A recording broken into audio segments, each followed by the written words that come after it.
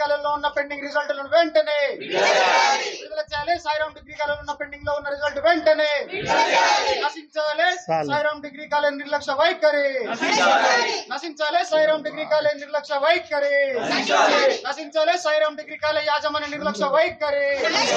We want justice. We want justice. We want justice. We want justice. We want justice. నశించాలి. Sairam degree college నిర్లక్ష్య వైఖరి నశించాలి. Sairam degree college నిర్లక్ష్య వైఖరి విడుదల చేయాలి. పెండింగ్ లో ఉన్న రిజల్ట్ వెంటనే పెండింగ్ లో ఉన్న రిజల్ట్లను వెంటనే న్యాయం చేయాలి. సాయిరాం డిగ్రీ కాలేజ్ విద్యార్థులకు వెంటనే We want justice. We want justice. We want justice.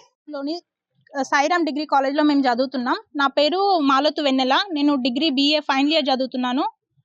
మా రిజల్ట్ వచ్చేసి KU రిలీజ్ చేసి April 5కి రిలీజ్ చేసింది రిజల్ట్స్. మాకు ఇప్పటి వరకు రిజల్ట్ రాలేదు. రిజల్ట్ వచ్చేసి 24 days అవుతుంది.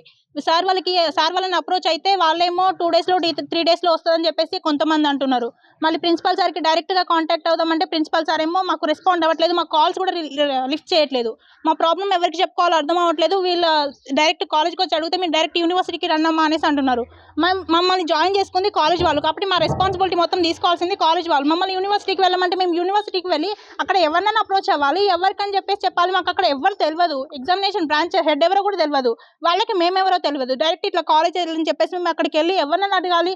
మాకు రిజల్ట్ కావాలి, ఈ రోజే కావాలి. రిజల్ట్ వచ్చేసి ఇప్పుడు మీకు నెక్స్ట్ మంత్ May 6 నుండి ఎగ్జామ్స్ స్టార్ట్ అవుతున్నాయి, 6th సెమ్.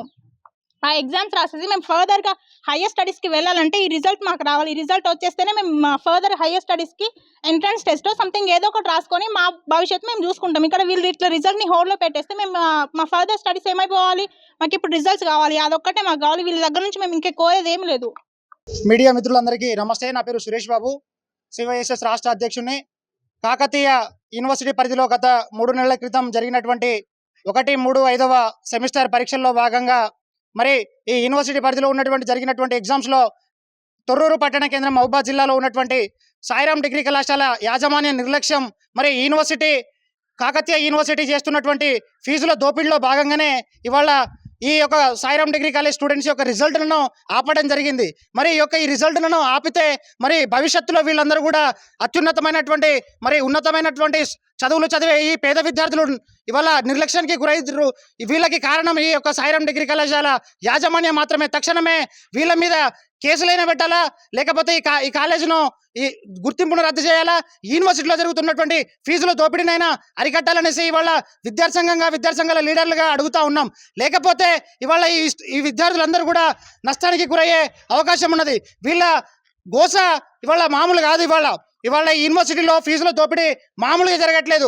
ఇవాళ ఈ స్టూడెంట్స్ అందరూ కూడా ఇవాళ ఇక్కడితో ఇంకా సంవత్సర కాలం పాటు వీళ్ళ చదువులను ఆపుకోవాల్సిన పరిస్థితి. ఇవాళ వీళ్ళు PG చేయనటువంటి పరిస్థితి ఉన్నది. ఇప్పుడు May 6వ తారీఖు నుంచి 6వ సెమిస్టర్ ఎగ్జామ్స్ రాబోతున్నాయి. దానికి కూడా వీళ్ళు అనర్హులుగా అయ్యే మరి వీళ్ళకు హాల్ టికెట్లు రానటువంటి పరిస్థితి చూస్తూ ఉన్నాం. కాబట్టి తక్షణమే కాకతీయ యూనివర్సిటీ మరి మల్లారెడ్డి గారు, రిజిస్ట్రార్ రమేష్ గారు, అదేవిధంగా ఎగ్జామినేషన్ బ్రాంచ్, అసలు మీరు చూసుకుంటే కాకతీయ యూనివర్సిటీ అనేది ఒక వెబ్సైట్ ఉంటుంది గూగుల్లో. ఆ గూగుల్లో ఎగ్జామినేషన్ బ్రాంచ్కి సంబంధించిన వాళ్ళ కాంటాక్ట్ డీటెయిల్స్ను కూడా ఆ ఫోన్ నెంబర్లకు ఫోన్ చేస్తే దానికి రెస్పాండ్ కాదు, ఆ ఫోన్ నెంబర్లు కలవు. ఇవాళ మీరు ఏం చేస్తూ ఉన్నారు? కాకతీయ యూనివర్సిటీలో ఈ సైట్లు కూడా నడవనటువంటి పరిస్థితి, ఆ వెబ్సైట్లు కూడా పనిచేయనటువంటి పరిస్థితి.